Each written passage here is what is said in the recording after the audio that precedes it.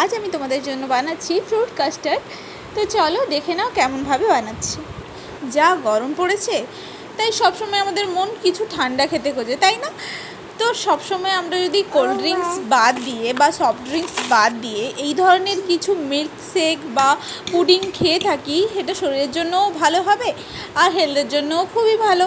তো তার জন্য আমি প্রথমে 1 গ্লাস দুধ নিয়ে নিয়েছি।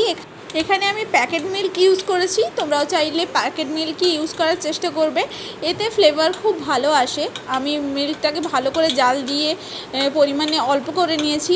তো দুধের সঙ্গে আমি অ্যাড করছি সাবুদানাকে আমি কিছুক্ষণ ফুটিয়ে নিয়ে, যতক্ষণ না পর্যন্ত সাবুদানাগুলো স্বচ্ছ হয়ে যাচ্ছে ততক্ষণ ফুটিয়ে আমি ওটাকে ছেঁকে রেখেছিলাম।